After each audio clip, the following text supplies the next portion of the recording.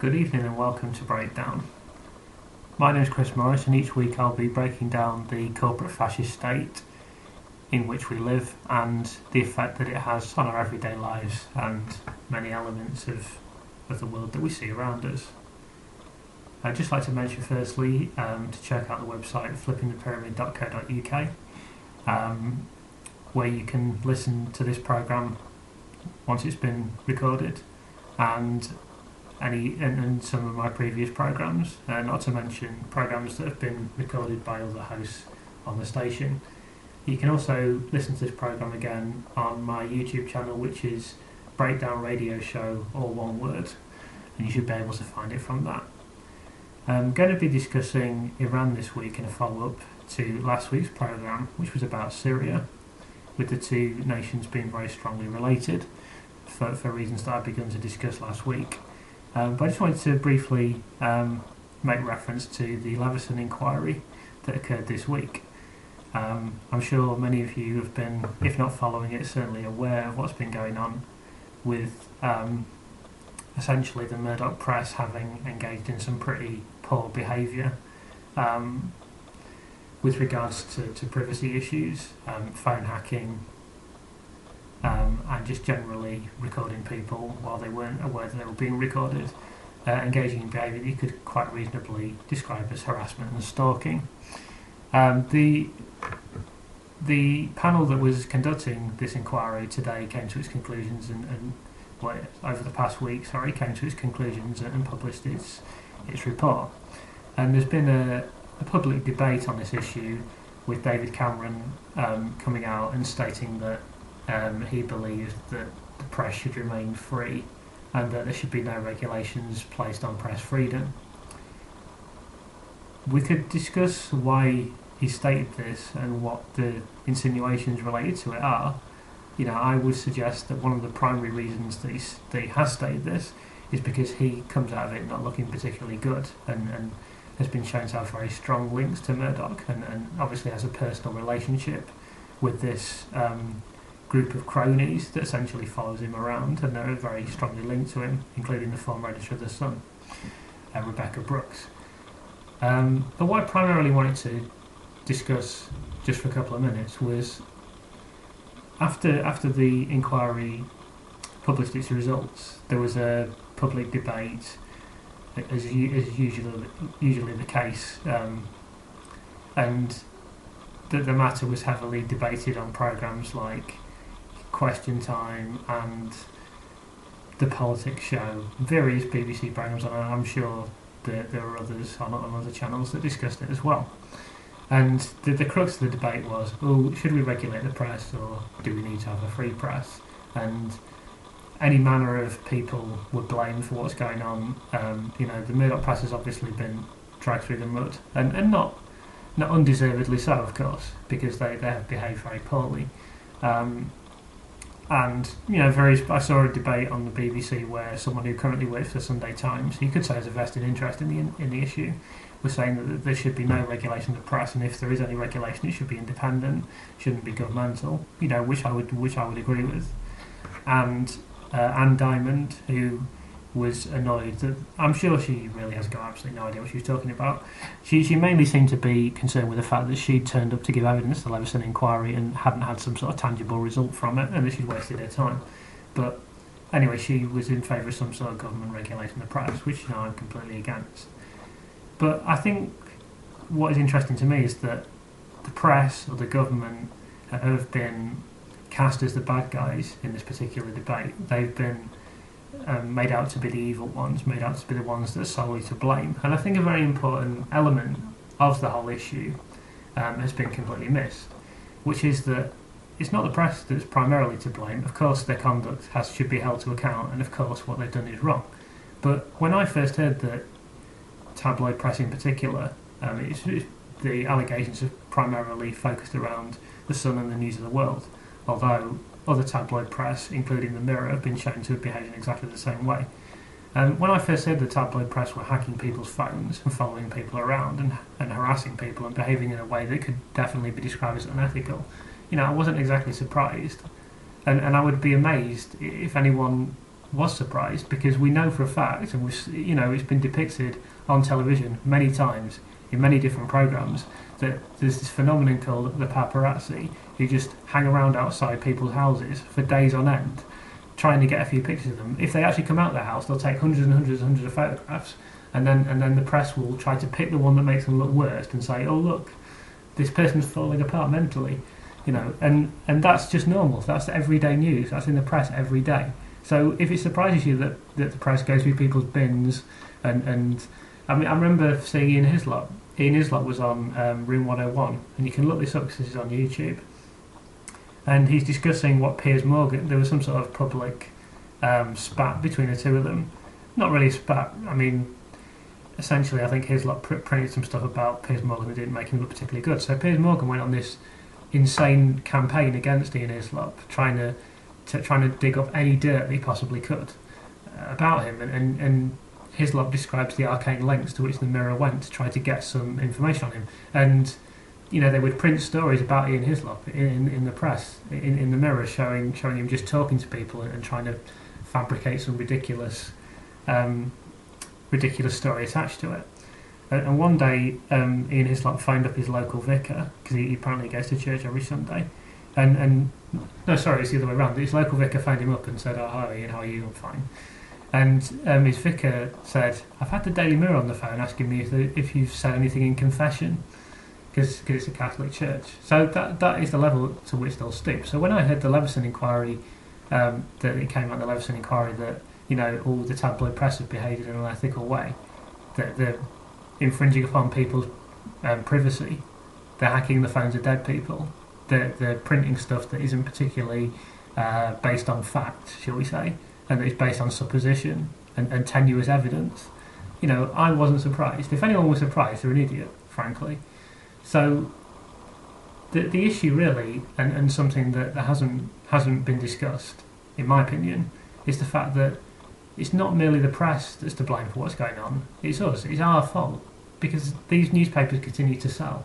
The Sun continues to sell. I mean, for example, they obviously. This is another thing that's been quite publicly discussed recently. Was the Sun were fed that story by the police in relation to Hillsborough, and they just printed it completely uncritically. And they've tried to defend themselves about that quite recently. Although I know that after the public government apology, the Sun came out and gave some statements saying, "Oh, we're terribly sorry about what happened. I know it's taken us 23 years to apologise, but we are genuinely sorry."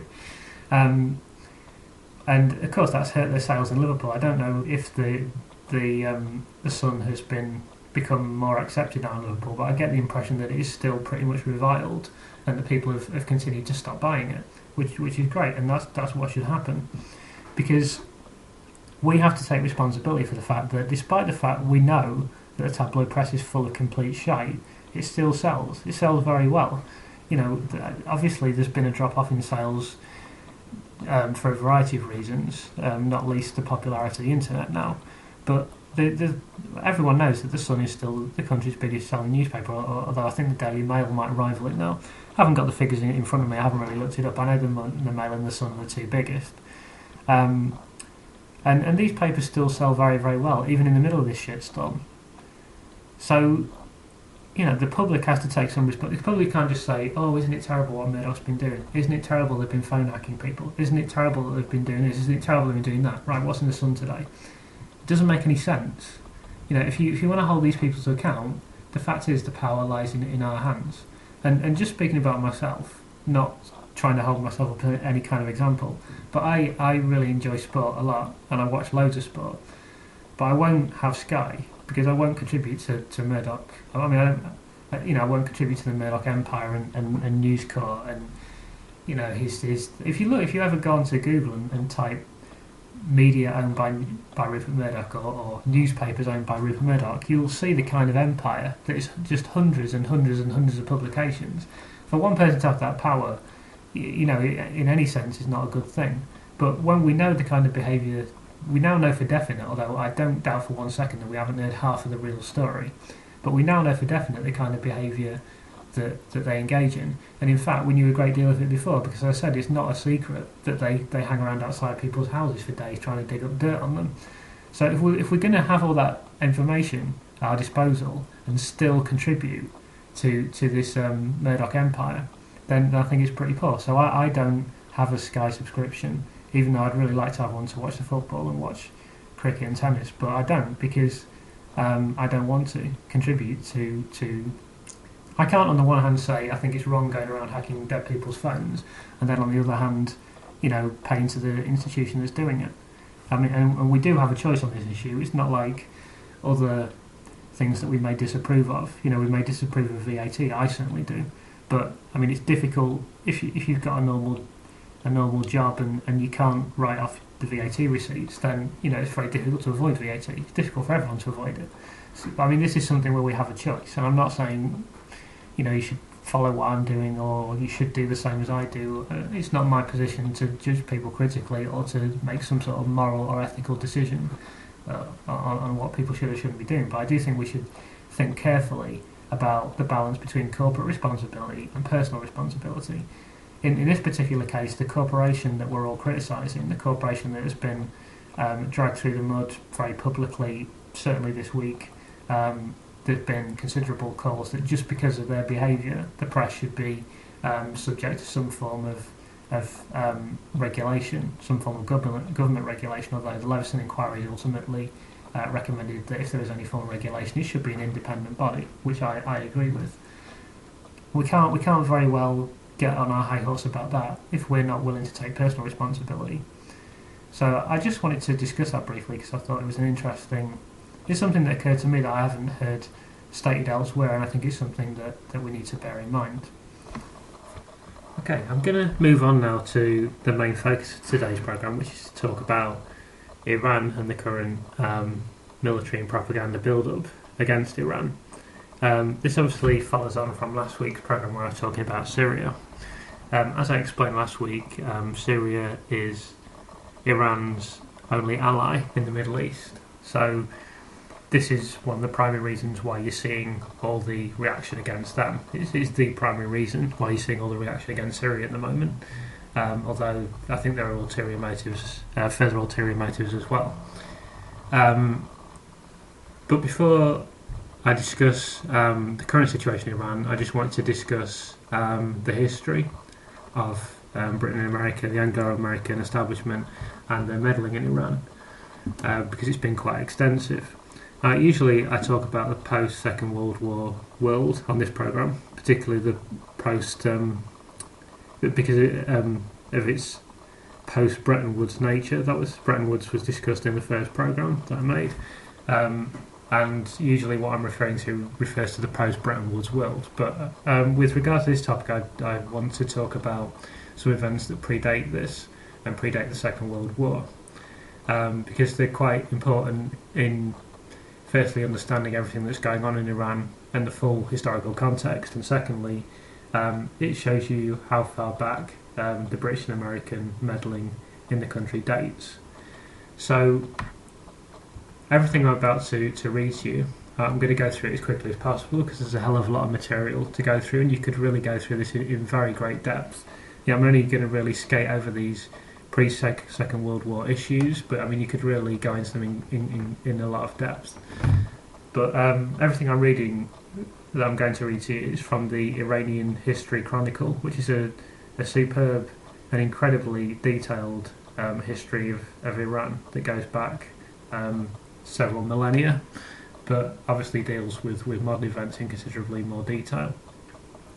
And the first date I want to discuss is the 21st of February 1921. And about this, the Iranian History Chronicle says the following.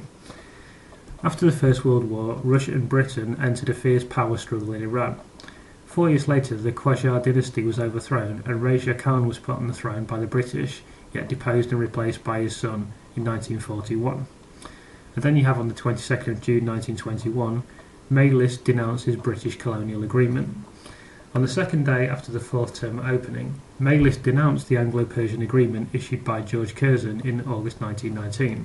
The hegemonic deal guaranteed British access to all Iranian oil fields, including 5 northern provinces formerly under the Russian sphere of influence, in return for 1. Supply of munitions and equipment for a British trained army, 2. A £2 million loan, 3. Revising the customs tariff, and 4. Survey and building railroads. By the Anglo-Persian Agreement, Iran was being tricked into granting full British control of the army, customs and transportation on top of oil reserves, thus practically turning the country into a colony. In November 1918, Percy Cox was appointed ambassador to Tehran and negotiated the agreement. Such deals were usually signed by bribing the Qajar court members. Cox was a British spy who had succeeded in creating the autonomous state of Kuwait within the Ottoman Empire by the Anglo-Ottoman Convention of 1913 and had established strong relationships with many Persian Gulf rulers, including the Saud family in Saudi Arabia, in order to establish British hegemony in the region. So just from looking at that, you can see how deep this wormhole is. Talking about the creation of the Anglo-Ottoman Convention and all these deals that have completely shaped the region. But you can see just from the statement there that all these actions were in order to establish British hegemony in the region. That the British meddling and the British interest in these oil reserves, which is obviously what it's all about. This hegemonic deal guaranteed British access to all Iranian oil fields, to quote the Iran History Chronicle. Obviously goes back a very long way, and it's obviously been a focus of British foreign policy for quite some time. So then on the 21st of November 1921, you have the following. The Iranian Parliament approved a bill which gave the American Standard Oil Company the right to exploration of oil in North Iran in the area that included 5 provinces of Azerbaijan: Astarabad, Gilan, Mazandaran and Khorasan for a period of 5 years. Iran's share was a net 10% of the petroleum without bearing any expenses. Details of Iran's share and supervision was to be presented to the Parliament in a separate draft, and Standard Oil could not transfer the rights to another company or country. The Iranians did not want to give either the British nor the Russians access to North oil fields due to geopolitical reasons. This bill's first consequence was a protest note on the 25th of November from Britain, who owned the same rights in the south and did not want to share vast resources with any other country. On the 23rd of December 1921, an official protest was submitted by the Soviet Plenipotentiary Ministry in Tehran. Britain succeeded in convincing the US to share the rights with the Anglo-Persian Oil Company, arguing that export of oil from the south would not be possible because of the exclusive rights preserved in the Darcy Agreement. Moreover, using the Soviet route was out of the question. On the 28th of February 1922, a new deal was presented to the Iranian Prime Minister, indicating that Standard Oil was forming partnership with the Anglo-Persian Oil Company for the Northern Petroleum. On the 4th of March 1922, the Iranian Prime Minister sent a note to the American consulate in Tehran, indicating that the new deal was refused because of political problems that it would create in Iran. Majlis approved another draft in correction of the previous agreement on the 16th of June 1922, adding a $10 million loan as a precondition for Standard Oil or any other American company who was interested in obtaining the rights to the North Petroleum. So then, after this agreement, which is obviously hugely beneficial to Britain and not really hugely beneficial to Iran, you had a period of relative stability in Iran in which while the people and while the government may not have been particularly pleased about the agreement that's taken place, there were no internal political issues particularly, and I'm not going to go into the events of 1941 in their fullest depth, but again you can look at the Iranian History Chronicle that deals with them quite considerably. But there was an overthrow of a political leader at this time, and various events which triggered what I'm about to discuss now. It's really very difficult to do this subject justice because it's quite a deep subject, and if you really want to understand it then fully, then you'd really need to look at all these events in great depth. But this is just briefly to show the interest that Britain and America have had in the area and region, and the extent to which they've meddled with it, and the extent to which it's been driven by oil. So 26th of June 1941, Iran declares neutrality at the Second World War. 5 days after Nazi Germany's invasion into the Soviet Union, Iran declared its neutrality in the Second World War. The Soviet government declared its satisfaction from this decision. Reza Shah of Iran also asked Germany to evacuate extra citizens from Iran so that there would be no pretext. However, 1 month later the Soviets and the British troops started their invasion into Iran's soil from several points. Rashid Ali Gilani's uprising in Iraq was suppressed by the British forces on the 3rd of June 1941. Rashid then fled to Iran together with some Germans who had helped him stage the coup in Baghdad. When intelligence came that he contacted the Italian and German embassies in Tehran, it rang a bell because those Germans living in Russia had also fled to Iran after the war started. As a matter of fact, securing Iraq was a key step for succeeding in occupying Iran. So, the mention of Iraq there, so you can see that Britain has been interested in Iraq for a very long time as well. Also, coincidentally, a massive producer and a massive supply of oil. 25th of August 1941, Allied powers invade Iran. Despite the fact that Iran had declared its neutrality during the Second World War, Britain and Soviets started their invasion into Iran. 2 weeks before, Britain's minister, Reda Bullard, and Soviet ambassador Smirnov handed the Iranian Foreign Office an ultimatum signed by both their governments demanding Iran to get rid of Germans or face the consequences. The English had been making preparations by sending Iranian troops to Iraq and deploying forces to Iran's southeast area. Very important to note there that the English had been making preparations by sending Indian troops to Iraq. This happened in 1941. And I'll be discussing some of the further meddling and action that was taken with relation to Iraq and Iran later on in the programme. British media had started a campaign against Reza Shah, accusing him of pro-Nazi tendencies. Britain and Russia worked together. A British column marched into Iran from Iraq, while more troops were preparing to land at Bandar Shapur. The Russian army invaded Iran from Armenia. Indian forces joined the attack from the east on the border of Baluchistan. For 20 long years, Reza Shah had played with London, played with Moscow, and never lost a trick, and he could never imagine these two irreconcilables standing shoulder to shoulder on the soil of his beloved Iran. Iran had no army, no roads, and was boiling with corruption, ignorance and disease when Reza Shah came to power. Reza Shah modernised the army and restored order, overthrew rebel chieftains, stripped the clerics of their judicial and political powers, drew up a code of civil law, banned child marriage by raising to 15 the age at which a girl might marry, fostered education and set up schools and colleges. He followed the model in Turkey to modernise the country, thus improving agriculture, public health, transportation, and also fomented trade and industry with all his being. He thus brought Iran up to its feet. Probably his greatest accomplishment was the Trans-Iranian Railroad, which took 11 years to build and run from the Persian Gulf to the Caspian Sea. He took brave steps against British imperialism. In 1931 he forbade Imperial Airways to fly over Iranian territory and cancelled the obnoxious Darcy contract, which supposedly gave Iran only 16% of profits from the oil industry.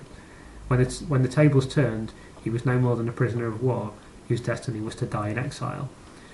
So this guy had obviously done very good things for Iran. When it was no longer, when the British and actually worked together with the Russians, incredibly, the Soviets I should say, when they decided that he was no longer beneficial to their interests, they just came in and overthrew him and treated him like a prisoner of war. And again, this is not about whether or not this Reza Khan was a good guy or was entirely had an entirely stainless reputation and never did anything bad at any point during his leadership. I'm sure that he did, and historically you can definitely look at that and find out that he did. But that has nothing to do, because he did lots of good things as well. He did lots of good things for Iran. But this is irrelevant to why he was overthrown. He was simply overthrown because of Anglo American and Russian oil interests. It's quite incredible that the Britain and the Soviets worked together, particularly in 1941, of course. I just want to move forward now to the 26th of May 1942, where you had the Iran-UK trade treaty. Iran's economic situation was not bright even before the occupation. After the invasion of Allied powers, food and other resources became scarce, and the occupiers were imposing trade treaties that were against Iran's welfare. According to the Trade and Finance Treaty signed on the 26th of May 1942, the British undertook sending bare necessities to Iran, while Iran agreed to provide necessary Iranian currency that was needed for expenses of the British troops. The exchange rate for British sterling was set at 128 rials, while 40% of payments to Iran could be converted to gold. Iran also guaranteed not to pay in gold, except for UK, Canada and US transactions. During the Second World War, the Iranian rial in circulation rose up 70 times, causing a 700% inflationary effect. The Parliament passed several bills to publish banknotes, which were initially ordered from London. On the 26th of June 1943, the US and UK accepted to pay Iranian gold to lift a huge monetary load on the Iranian economy that had forced the government to sell some of their silver and diamonds that were in treasury. So you can see just from that brief discussion some of the effects that Britain and America's influence and internal meddling in Iran had by the time of the Second World War.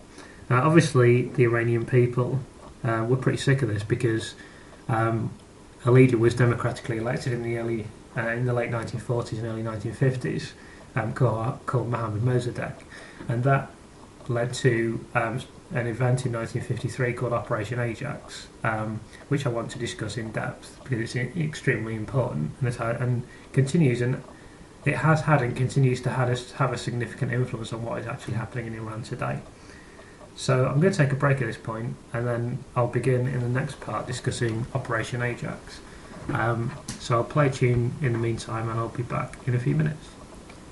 Okay, I've just realised that I should explain that when I make reference to the Majlis, this isn't a person, this is the Iranian word for their parliament, which I'm probably pronouncing incorrectly, but that's how I pronounce it. So I just want to discuss now, and this is going to be a lengthy section, the events that led to Operation Ajax, which occurred in 1953. The first of these was during the post-Second World War period, on the 28th of April 1951, in which the Majlis named Mohammad Mossadegh as the new Prime Minister, who was democratically elected by a vote of 79 to 12. The Shah of Iran still has the monarchical position within the country, but because he was aware of Mossadegh's popularity, he went along with this and appointed him to the position of premiership. There was essentially a constitutional monarchy with democratic elements, and this is why the Shah can oversee the appointment of Mossadegh. But Mossadegh was democratically elected to be into the position to be the leader of Iran. The Mossadegh administration introduced a wide range of social reforms to Iran. They introduced unemployment compensation. Factory owners were ordered to pay benefits to sick and injured workers. Peasants were freed from forced labour in their landlords' estates. 20% of the money landlords received in rent was placed in a fund to pay for development projects such as public baths, rural housing and pest control. On the 1st of May 1951, Mossadegh nationalised the Anglo American oil company, cancelling its oil concession, which was due to expire in 1993, and expropriating its assets. This, of course, the Anglo American oil company had been in control of Iran's oil for nearly 50 years by this time. The next month, a committee of 5 Majlis deputies were sent to Khuzestan to enforce this nationalisation. Mossadegh explained this policy to the people and to the parliament in a speech on the 21st of June 1951, in which he said the following: "Our long years of negotiation with foreign countries have yielded no results thus far. With the oil revenues, we could meet our entire budget and combat poverty, disease and backwardness among our people. Another important consideration is that by the elimination of the power of the British company, we would also eliminate corruption and intrigue, by means of which the internal affairs of our country have been influenced. Once this tutelage has ceased, Iran will have achieved its economic and political independence. The Iranian state prefers to take over the production of petroleum itself. The company should do nothing else but return its property to the rightful owners. The nationalisation law provides that 25% of the net profits on oil be set aside to meet all the legitimate claims of the company for compensation. It has been asserted abroad that Iran intends to expel the foreign oil exports from the country and then shut down oil installations. Not only is this allegation absurd, it is utter invention." So, immediately following this decision, which was completely justified from an Iranian perspective, and it is, after all, an asset that exists within the borders of their country, and if they're going to have some sort of sovereignty, if they're going to be viewed as a democracy, and if they're going to have some control of their own internal affairs, then it is not at all unreasonable that they would obviously control their own most valuable asset. But obviously, Britain weren't quite so keen on this. Churchill definitely wasn't keen on this, and there was a period that initially followed it in which there was a standoff with lots of threats emanating from Britain. I'm not going to go through all of those, but as I say, the Anglo Iranian Oil Company had been the dominant force in Iranian oil extraction since 1909, which was just 1 year after oil was first discovered in Iran. The British government responded to Mossadegh's decision by imposing a worldwide embargo on Iranian oil, freezing Iran's sterling assets and banning the exportation of British goods to Iran. At this time, the United States was reluctant to interfere in this dispute. They really acted as a mediatory influence. The president at the time was Harry Truman, and he actually vetoed the notion of military action against Iran, and he was unsympathetic to the idea of a coup. At this time, the CIA had never overthrown a government, and he was unwilling to set a precedent in this particular case. Now, I doubt this is for moral reasons. I would imagine there's some sort of PR-related motivation for this decision. Truman was obviously also well aware of Mossadegh's popularity within Iran. Mossadegh's patriotic and uncompromising policies proved to be hugely popular, and when there was an election in January 1952 in Iran, his party swept to victory. Was one of the most incredible things about this whole episode was that Truman actually met with Mossadegh in Washington in 1951, and in the very same year Mossadegh was named Time Magazine Man of the Year, the famous American political magazine, and it received glowing praise in a lengthy editorial in the magazine. If you Google Mossadegh Time Magazine, Mossadegh spelled Mossadegh, you can see many. There are many images of that on the web of him adorning the cover of Time magazine. In the early months of 1952, Mossadegh was involved in political disputes with the Shah of Iran, which actually led to the Shah dismissing Mossadegh as Iranian leader in July 1952.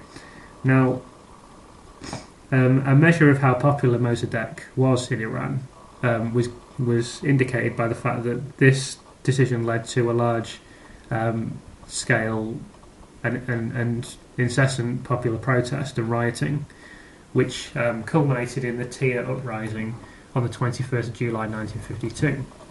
Having removed Mossadegh, the Shah, at the behest of the British and American governments, had installed Galvam Saltaneh to the position of Prime Minister. Saltaneh knew that he was under great danger and that the people didn't really want him to be Prime Minister, so he issued a communique stating that, quote, "The days of defiance have come to an end and the time for obedience to the will of government has arrived." However, this made absolutely no difference. If anything, it exacerbated the situation in Iran. People took to the streets chanting, "Give me death or give me Mossadegh." And unlike the previous period of Iranian history under Mossadegh, which was characterised by peace, public satisfaction, democracy, a separation between military and policing, and progressive development of public policy.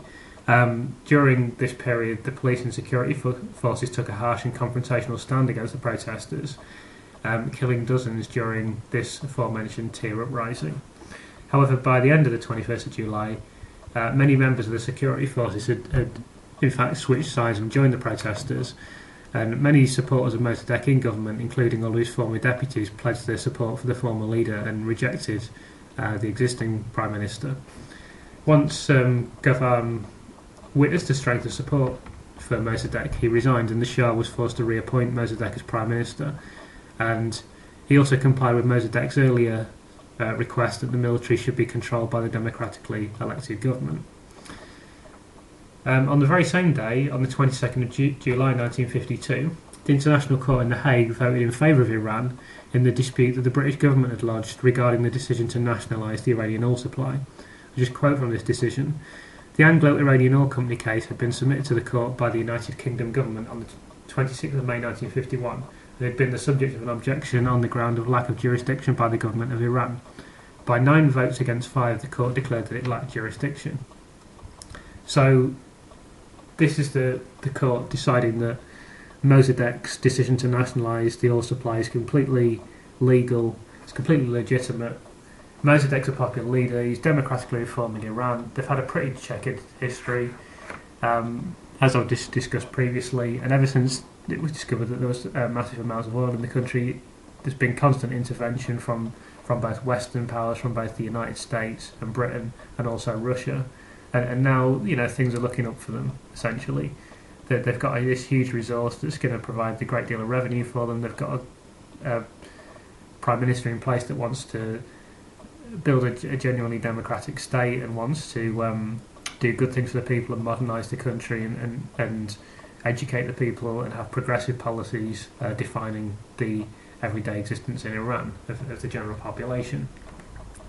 However, after the landslide victory for Dwight Eisenhower in the United States, which occurred on the 5th of November 1952, the re-elected pro-colonialist Winston Churchill managed to persuade the incumbent Eisenhower administration that Mossadegh should be deposed. The plan to overthrow Mossadegh was codenamed Operation Ajax, and it was devised during the early months of 1953. The operation was proposed and coordinated by Kermit Roosevelt, who was the grandson of former United States President Theodore Roosevelt. Roosevelt met with the Shah of Iran in Tehran in order to convince him to cooperate with the Anglo American plan. Roosevelt underwent numerous meetings with the Shah in order to convince him of the veracity of Operation Ajax, stating that he had at his disposal $1 million and several extremely competent professional organisers who would distribute pamphlets, organise mobs and keep track of the opposition. He described Operation Ajax to the Shah as consisting of 4 stages. Firstly, anti-Mossadegh campaigns would take place in the mosques and press, undermining his popularity. Secondly, royalist military officers would deliver the decree dismissing him. And thirdly, mobs would take control of the streets. And then once they had violently deposed Mossadegh from his position, Generals Jahidi would emerge triumphantly and accept the Shah's nomination to be Prime Minister. So the incentives for the destabilisation and removal of the popular and democratically elected Mossadegh were quite clear. In the case of Britain, it's the reinstatement of its oil control and concession. And in the case of the United States, it was the geostrategic opportunity to strike a blow against the Soviets, the US were concerned they would strike a deal with Iran regarding its oil, and of course they'd been involved in the region previously. As a condition for restoring the Anglo-Iranian Oil Company, the United States requested the removal of the Anglo-Iranian Oil Company's monopoly. 5 American petroleum companies and Royal Dutch Shell and the Compagnie Française de Pétrole were to draw Iran's petroleum after this successful coup d'etat had taken place. So you can see that this is also benefiting a Dutch company and a French company. So once again, it's the military and British. This was the beginning, really, although it obviously happened previously, but in the post-Second World War, this was really the beginning of British and American foreign policy really serving these corporate interests. And this was really, although there'd been a lot of action related to oil in the past, as discussed previously, this was really the beginning in the post-Second World War world of oil interests becoming very powerful and really beginning to control foreign policy continually. The CIA and the British MI6 intelligence agency jointly executed Operation Ajax in August 1953. Having obtained the cooperation and concurrence of the Shah, the CIA executed the coup. Firmans, which are royal decrees, dismissing Mossadegh and appointing Jahidi, were drawn up by the coup plotters and signed by the Shah. On the 15th of August 1953, Colonel Nematollah Nasiri, the commander of the Imperial Guard, delivered to Mossadegh a firman from the Shah dismissing him. Mossadegh, who had already been warned of this plot, rejected the firman as a forgery and had Nasiri arrested. According to the CIA's own declassified documents and records, some of the most feared mobsters in Tehran were hired by the CIA to stage pro-Shah riots on the 19th of August 1953. Other men paid by the CIA were brought into Tehran in buses and trucks and took over the streets of the city.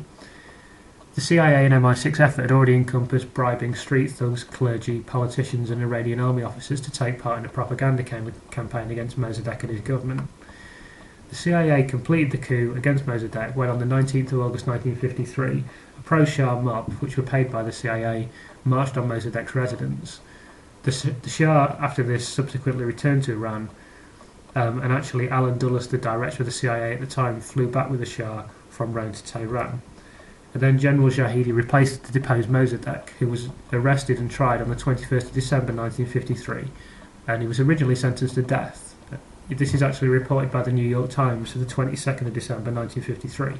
This is, of course, only 2 years after Mossadegh won Time Man of the Year, and yet, within a couple of years, the US press are completely uncritically reporting the fact that he'd just been sentenced to death. This was around about the time of Operation Mockingbird, which I'll discuss next week. But this was a open US plan to control the mainstream press in the United States. After appeal, or whatever farcical process that went through this kangaroo court, Mossadegh's sentence was subsequently reduced to 3 years solitary confinement in a military prison, followed by house arrest until his death. However, Mossadegh's foreign officer Hossein Fatemi was arrested, tried and sentenced to death. His appeal was heard in private and rejected within a day. He was summarily executed by a firing squad. Although this was an intelligence agency-run coup, it should be emphasised that it was authorised in full awareness of its modus operandi by the highest levels of government in both the United Kingdom and the US. Churchill, in fact, was the instigator of it and enthusiastically argued for it, and he eventually managed to convince Eisenhower of the validity of this plan. In Stephen Ambrose's biography of Eisenhower, he quotes the following declassified CIA memorandum. Before going into the operation, Ajax had to have the approval of the President. Eisenhower participated in none of the meetings to set up Ajax. He received only oral reports on the plan, and he did not discuss it with the Cabinet or the National Security Council. Establishing a pattern he would hold to throughout his presidency, he kept his distance and left no documents behind that could implicate the President in any projected coup. But in the privacy of the Oval Office, over cocktails, he was kept informed by Foster Dulles, and he maintained tight control over the activities of the Central Intelligence Agency. Following this coup, Mossadegh's supporters were either arrested, imprisoned, or in many cases executed, and this began a tyrannical 26-year reign of terror in Iran that lasted until the Islamic, or sometimes called the Iranian Revolution of 1979. Even the BBC participated in Operation Ajax. They broadcast a programme called A Very British Coup on the Monday the 22nd of August 2005. And I can just briefly read a summary of that programme because it's still held on the BBC website. Document reveals the true extent of Britain's involvement in the coup of 1953, which toppled Iran's democratically elected government and replaced it with the tyranny of the Shah. Iran had just nationalised the very oil fields that had powered Britain through 2 world wars. Downing Street wanted them back. London paid Iranian agents to sow seeds of dissent in Tehran. Then, to win American support for a coup, the men from the ministry fanned fears of a Russian invasion. Even the BBC was used to spearhead Britain's propaganda campaign. In fact, Anti agreed to broadcast the very code word that was to spark revolution. Around a decade ago, the American government apologised for its role in the coup, yet despite current concerns over oil scandals, regime change and the cost of meddling in Middle East politics, Britain has remained silent. So, you could discuss the bloody 26-year reign of the Shah that was propped up by the CIA and the US government in great depth, but I just want to discuss one particular element of it, because to discuss these issues in the true depth that you could would take quite a considerable period of time. But I just want to discuss SAVAK, which is spelled S-A-V-A-K, and this is an acronym that's short for a word that's extremely difficult to read. Sajiman-i Etilat va Amniat i Keshvar, which means Organisation of Intelligence and National Security in English. This was the secret police domestic security and intelligence service established by Iran's Mohammad Reza Shah with the help of the United States Central Intelligence Agency. SAVAK operated from 1957 to 1979 until the Pahlavi dynasty was overthrown. SAVAK has been described as Iran's, quote, most hated and feared institution prior to the revolution of 1979 because of its practice of torturing and executing opponents of the Pahlavi regime. At its peak, the organisation had as many as 60,000 agents serving in its ranks, according to one source, although Gholam Reza Aflami estimates SAVAK as being somewhat less than that. During the height of its power, Shavak had virtually unlimited powers. It operated its own detention centres like Evin prison. In addition to domestic security, the service's tasks extended to the surveillance of Iranians abroad, notably in the United States, France and the United Kingdom, and especially students on government stipends. The agency also closely collaborated with the American CIA by sending their agents to an Air Force base in New York to share and discuss interrogation tactics. Taimur Bakhtiar was assassinated by Shavak agents in 1970, and Mansour Rafizadeh, I don't know how you pronounce that, Rafizadeh, Shavak's United States director during the 1970s, reported that General Nashiri's phone was tapped. Mansour Rafizadeh later published his life as a Shavak man and detailed the human rights violations of the Shah in his book, Witness from the Shah to the Secret Arms Deal, an insider's account of the US involvement in Iran.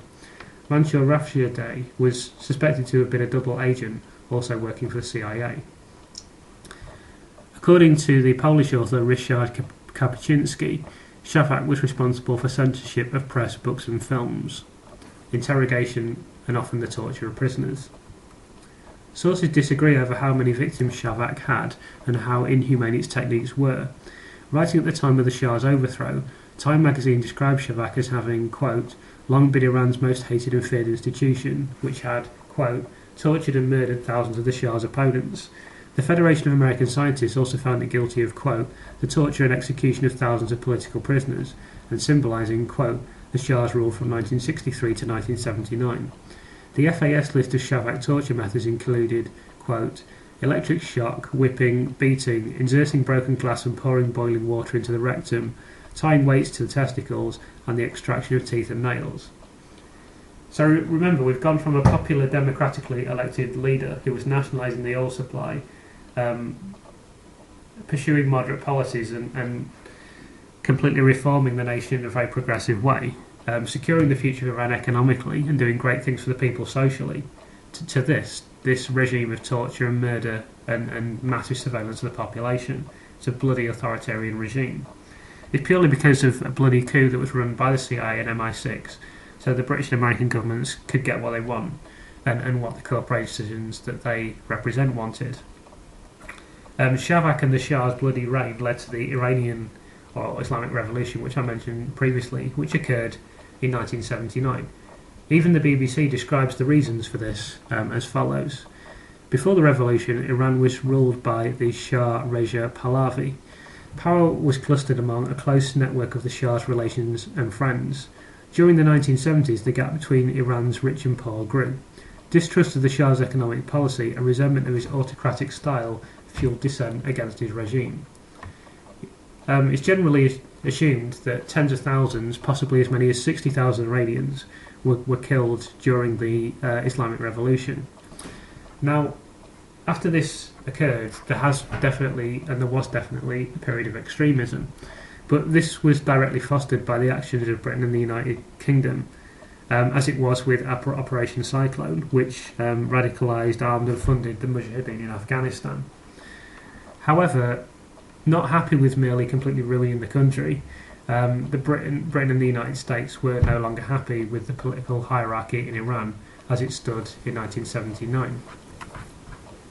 Now, it's both well known and well documented, although we don't hear it being discussed very much in the media today, particularly the television media, that at this time the United States openly supported Saddam Hussein in Iraq during the Iran-Iraq War. On the 1st of January 1984, the Washington Post reported that the US had, quote, informed friendly Persian Gulf nations that the defeat of Iraq in the 3-year-old war with Iran would be, quote, contrary to US interests, and has made several moves to prevent that result. Of course, one of these was to sell weapons to Iraq while Saddam Hussein was the leader. Also at this time, with the arrival of the Reagan administration, and an organisation called the Heritage Foundation, which is typically described as a right-wing think tank. It's a very, very influential foreign policy think tank in the manner of the Rand Corporation, which I was discussing last week. The Heritage Foundation and other right-wing foreign policy think tanks saw a political opportunity to significantly expand Carter's Afghanistan policy, which encompassed Operation Cyclone, which I mentioned earlier, into a more global doctrine. It was the Heritage Foundation that translated this desire into concrete policy. The Heritage Foundation called for 9 governments: Afghanistan, Angola, Cambodia, Ethiopia, Iran, Laos, Libya, Nicaragua and Vietnam to be overthrown. I'll discuss that possibly more next week. So just to briefly discuss the Iran-Iraq war that took place, I'll just read briefly from Wikipedia just so that we can just get an overview of what occurred during that particular conflict. The Iran-Iraq war, also known as the First Persian Gulf War, was an armed conflict between Iran and Ba'athist Iraq lasting from September 1980 to August 1988, making it the longest conventional war of the 20th century after the Sino-Japanese War. It was initially referred to in English as the Persian Gulf War prior to the Persian Gulf War of the early 1990s. The Iran-Iraq War began when Iraq invaded Iran via simultaneous invasions by air and land on the 22nd of September 1980. The war cost both sides in lives and economic damage. 500,000 Iraqi and Iranian soldiers, as well as civilians, are believed to have died in the war, with many more injured. It's 500,000. That's a pretty significant number. I'm sure you'll agree. And at this time as well as the United States and the UK arming Saddam Hussein, which I'll discuss in more depth in a second, you had the Iran-Contra affair. Again, I'll just read from Wikipedia about that, just a little bit of background. Again, the Iran-Contra affair is a massive deal, and it was big news at the time, and it's something that really deserves more depth to discuss. But I can just go into what it was about briefly. The Iran-Contra affair, also referred to as Iran-Gate, Contragate, or the Iran-Contra scandal, was a political scandal in the United States that came to light in November 1986. During the Reagan administration, senior Reagan administration officials secretly facilitated the sale of arms to Iran, the subject of an arms embargo. Some United States officials also hoped that the arms sales would secure the release of hostages and allow US intelligence agencies to fund the Nicaraguan Contras. Under the Boland Amendment, further funding of the Contras by the government had been prohibited by Congress. While we're on the subject of Iran-Contra, when Obama became the President of the United States, he reappointed the former Secretary of Defense under George W. Bush, Robert Gates. Gates had been the subject of a glowing article in Time magazine by the name that keeps coming up every week, Zbigniew Brzezinski. Gates had previously been criticised for being investigated during the Iran-Contra affair, which occurred when he was Deputy Director of the CIA in the Reagan administration. Newsweek also reported on his conduct during his time as CIA chief, when he was appointed by George H.W. Bush. And I'll just quote from that. Gates was again nominated by President George H.W. Bush to be CIA chief in 1991, setting off an intense and spirited confirmation hearing in which charges and countercharges about Iran-Contra flared anew.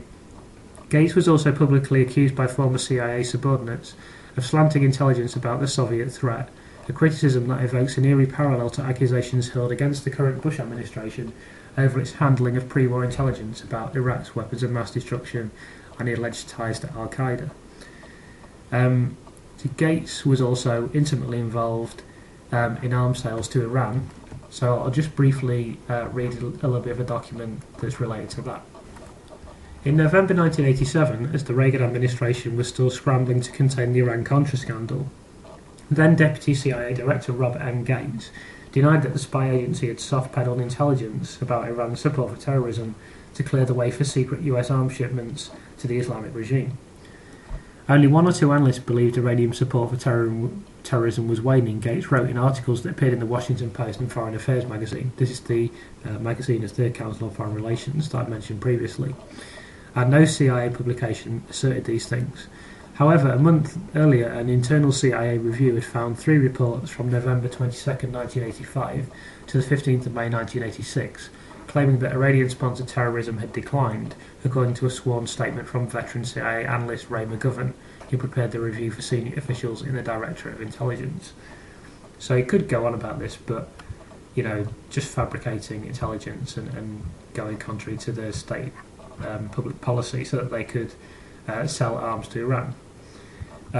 Although they publicly stated that Iran were their enemy and were contrary to the stability of the region of the Middle East, and they were arming Iraq as well. But we know from the Iran-Contra hearings that the US supplied huge amounts of weapons and munitions to Iraq on 8 separate occasions from August 1985 to October 1986. So, at the same time the US is supplying arms to Iran, they've also offered massive support to Iraq. And this is, again, as I was saying, incredibly well documented. I'll just read from a Wikipedia article on the subject. United States support for Iraq during the Iran-Iraq War against post-revolutionary Iran included several $1 billion worth of economic aid, the sale of dual-use technology, non-US origin weaponry, military intelligence, special operations training, and direct involvement in warfare against Iran. Support from the US for Iraq was not a secret and was frequently discussed in open session of the Senate and the House of Representatives.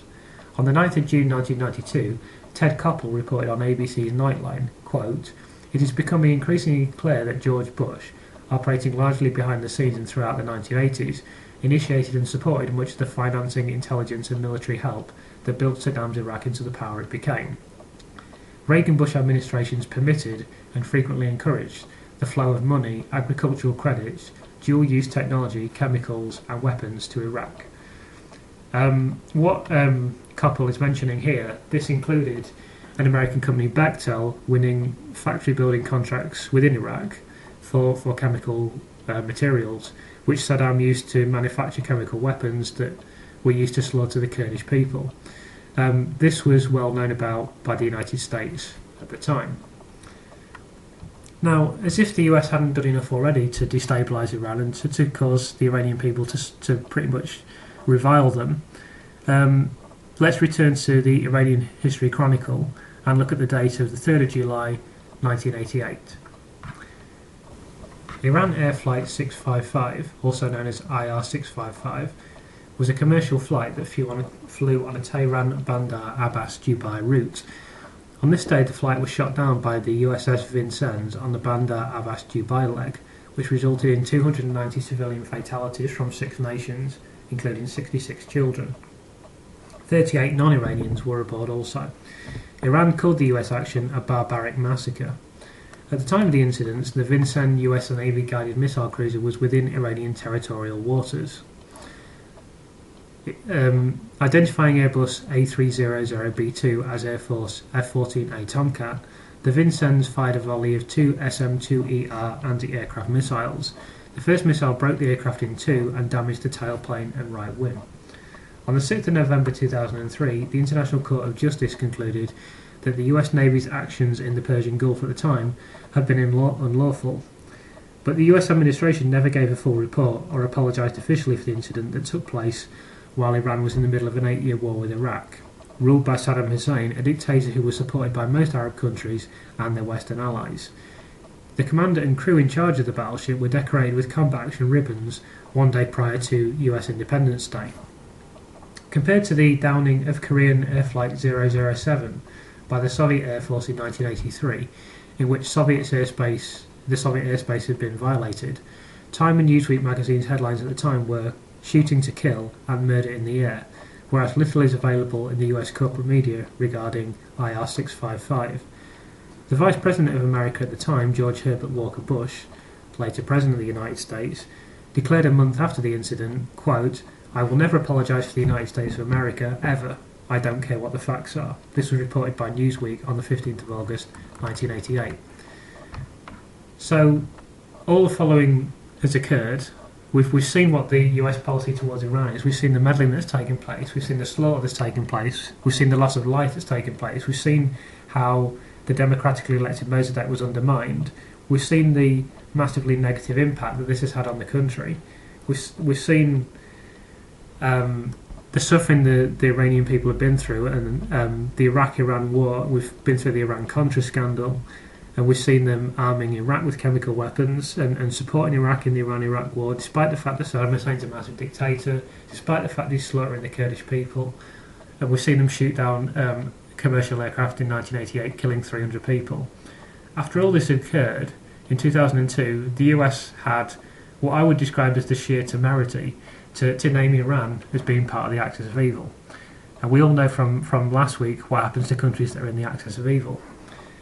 So consequently, There's an article here in the Foreign Affairs magazine, which I mentioned previously, which is just a mouthpiece for the Council on Foreign Relations, that's entitled "Time to Attack Iran," and it describes attacking Iran as the least bad option. Of course, for me, the least bad option is simply to ignore them, seeing as they're not actually doing anything that's going to endanger anyone, and they never have. But I'll just quote briefly from that article. In early October, US officials accused Iranian operatives of planning to assassinate Saudi Arabia's ambassador to the United States on American soil. Iran denied the charges, but the episode has already managed to increase tensions between Washington and Tehran. So you could look at the whole article, but let's just analyse that paragraph. In early October, US officials accused Iranian operatives of planning to assassinate Saudi Arabia's ambassador to the United States on American soil. Didn't put forward any evidence, they just accused them of that. It didn't actually happen. They never actually even tried to assassinate Saudi Arabia's ambassador, let alone actually did it. But because US officials, good old US officials, we can trust US officials, so if they've accused Iranian operatives of planning to assassinate Saudi Arabia's ambassador to the United States, it must be true. What did Iran have to say about it? Iran denied the charges, right? So it's probably not true. They're probably denying the charges because they had no intention of doing that. Because if they had done that, they would know that it would be a diplomatic incident. It would ramp up the pressure against Iran, which is already massive, and it would be the kind of thing that the US could use to instigate an attack. It would obviously be an incredibly detrimental thing for them, and why on earth would they want to assassinate Saudi Arabia's ambassador to the United States anyway? It doesn't benefit them in any way. In what way would they benefit from that? Not in the slightest. It's obviously going to be detrimental to Iran, so why on earth they would do it, I have no idea. So it would be perfectly natural for them to deny those charges, and even if they had intended to do it, which would be insane, they could put forward the perfectly plausible argument that why on earth would we want to do that? This wouldn't help us in any way. And then the final statement of this particular paragraph is, but the episode has already managed to increase tensions between Washington and Tehran. I mean, it's just laughable. It's just absolute sheer propaganda, but this is the kind of thing that gets put out by the news all the time, and the broadcast media is particularly culpable. And this is why if you go and stop people in the street now and ask them about Iran, they will think, oh, Iran's evil, it's always been evil. And if you ask them about the United States, they'll say, oh, yeah, the United States is a good country, it's the land of the free. And this is the completely warped view of the world that's presented to people in Britain, and even more so obviously in the United States, where the propaganda needs to be the most intense. So this is where we are today, with the Anglo American establishment desperately trying to justify some sort of military intervention in Iran, or at the very least some form of favourable regime change. So that was quite a long section with a lot of information, so I'm going to take a little break now, and then I'll come back in the final part and just conclude this issue with a short discussion of the present day situation. Okay, so let's look at a few facts. If we're thinking about the post-Second World War period, Iran has never invaded anyone during this period. I'll be talking about the full post-Second World War US and British foreign policy next week, but needless to say, the US has intervened militarily overseas just once or twice during this period. And you hear the major political figures like to talk about preemptive strikes. You always hear them saying, oh, it's a preemptive strike. They have always struck preemptively. The only time the American mainland has ever been attacked was during 9/11, which you cannot say was an attack by a specific nation. And of course, Bush blocked an investigation into the Saudi Arabian hijackers that the American government themselves named as complicit, because the US has a favourable oil relationship with the Saudi Arabians. And I don't think you can rule out some form of intelligence agency involvement in 9/11. However, some people will still sit there and say, despite all this, despite the moral reprehensibility of the current situation, some people will still sit there and say Iran is a threat. Iran's definitely a threat. Some people will still say they might develop a nuclear weapon. They want to develop a nuclear weapon. And that, Ahmadinejad said that he'd wipe Israel off the map, or he'd like to wipe Israel off the map. So let's ignore the fact that this remark was deliberately misrepresented. Let's ignore the fact that there is no nuclear program in Iran, and even the US authorities cannot even accuse Iran of trying to develop a nuclear weapon. Let's ignore all of the historical meddling in Iran by the Anglo American establishment.